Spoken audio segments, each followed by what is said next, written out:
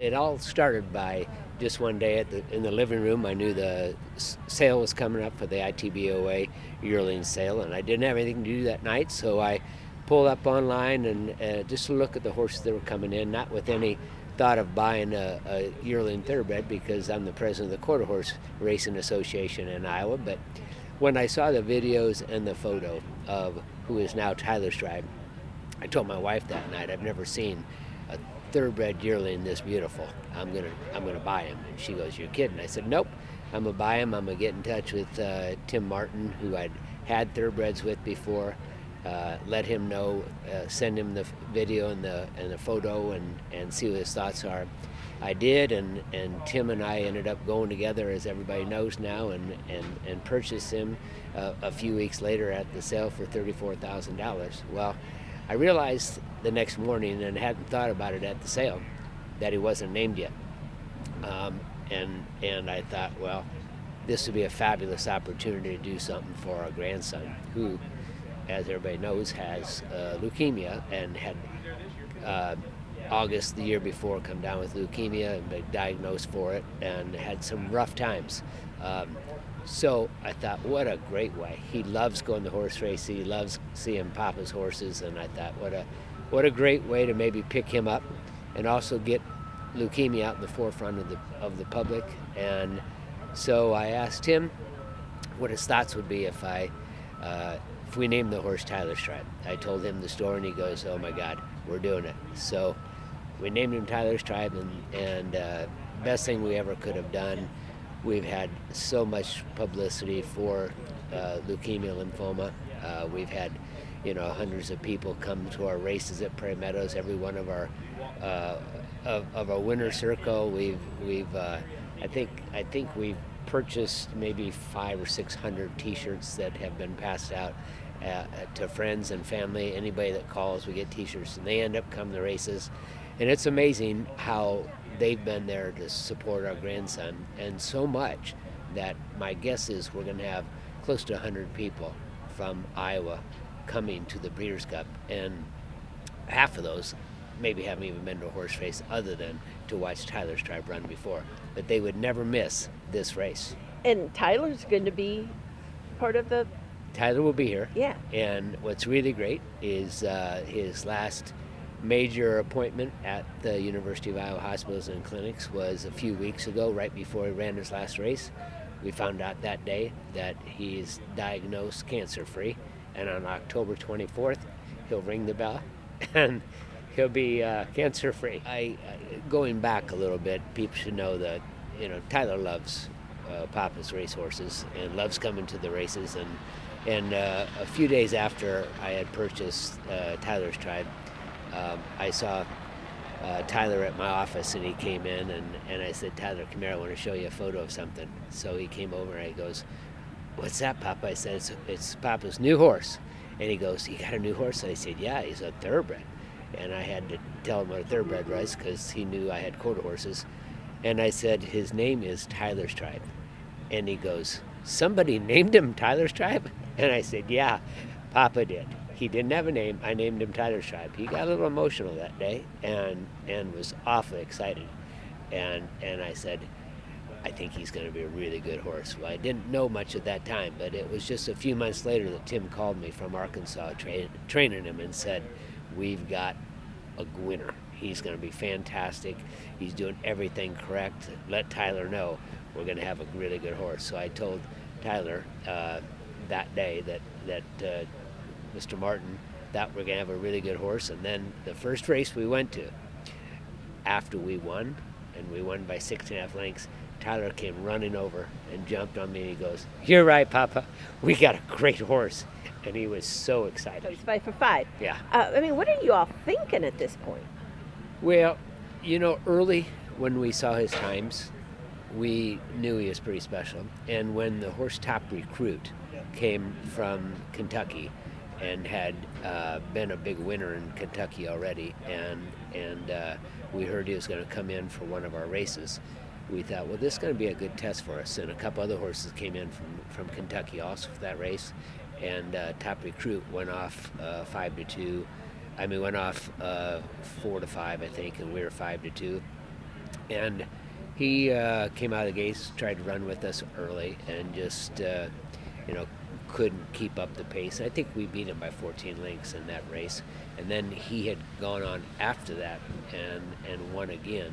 And that's when Keeneland called us and said, "We just want you to know that Top Recruit just won a big race here." And we looked to see who beat him, and we saw it was you. So we looked up the race. Oh my God, we know you're breeders eligible. What are your thoughts? And they had called Tim, and Tim told him at that time, he goes, "Well, it's a little early right now. We still got some more races to run, but it's an exciting thought." But after the third race, we were pointing towards the Breeders' Cup. We just wanted to make sure that we had it already from the very beginning. We had 4 or 5 weeks between every race. We knew we were going to get to race 5 times at Prairie Meadows and not have to move him. And it was a fabulous opportunity for us. We got asked to go to different tracks to race by racing secretaries at different tracks, including Kentucky wanting us to come down here.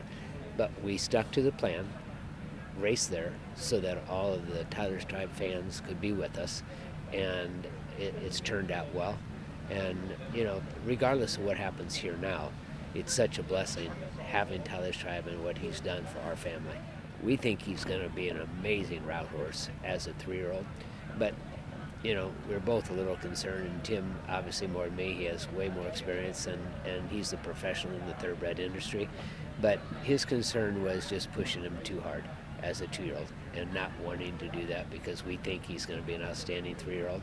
So we thought, we know he's extremely fast. We know he's a sprinter. Let's just go with the plan of hoping he likes the turf. And if he does, we know we'll be tough. Thoroughbred Daily News has called him the fastest horse in Iowa, and there's nobody's going to quibble with that. How curious are you to see if he's the fastest horse in America among the 2-year-olds? We're really curious. We know he's got the speed, and the thing that we don't know is how much speed. I think at one time he had 3 of the top 6 fastest buyer speed indexes after the 4th race in the United States, but he never got hit and he never got pushed. So we don't know how fast he really is, and we just hope that with all the speed we're gonna, this will be the first time that we've been tested where horse is going to stay with us and run right with us, and hopefully we can break well like we always have and be with them, because we know he's competitive and we know he hates to be behind. So if he's only been behind for about 10 yards in 5 races so far, when a horse came on and tried to go in front of him, and that didn't last very long, but we're anxious to see how he'll respond to being pushed.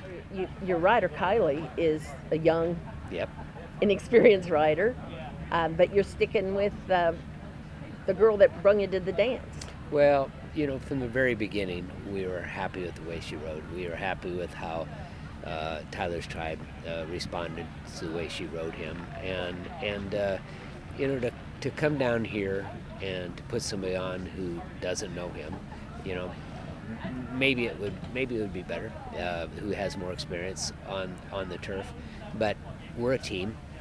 We're from Iowa. We're all from Iowa. Horse, myself, Kylie, and we're from Prairie Meadows in Iowa. Why change something that's been so good right to this point? Tell me a little bit about yourself. I ask people this, how do you support your horse habit? Well, what do you do in real life?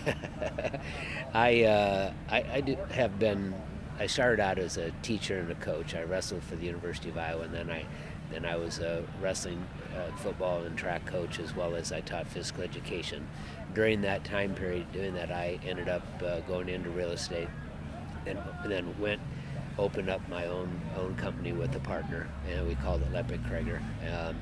I was fortunately very successful in the real estate industry, and during that time period also I bought a lot of properties, so I have a lot of income rental properties besides, and so I've had a fortunate life, a fun life. And then I was a jockey for 7 years in the bush tracks in Iowa, and that got in my blood like it does so many other people when they're around horses.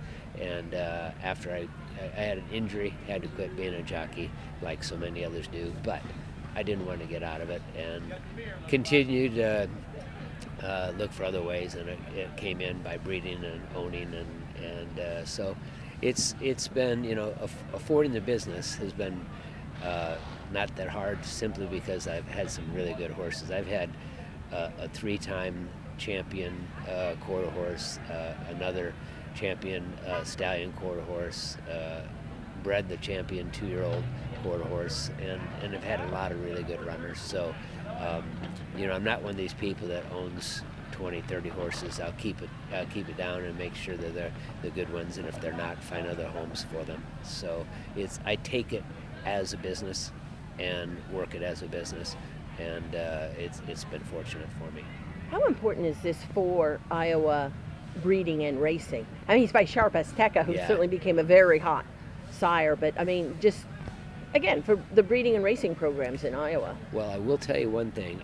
Last year he was the top seller at $34,000 in the Iowa Thoroughbred sale. This year, $34,000 was bypassed by, I think, 12 or 14 head of horses. The sale was way better. The horses that sold for more than $34,000, I'll tell you, if you look at where they are compared to what we bought last year, you can see that the excitement of Tyler's Tribe, what it's done to the Iowa Thoroughbred racing and breeding program. I'm sure there'll be a lot more people breeding now because they saw the results of this year's sale. There was a horse that sold in the 60,000s, and the thoroughbred industry, and I was very excited because of Tyler's Tribe.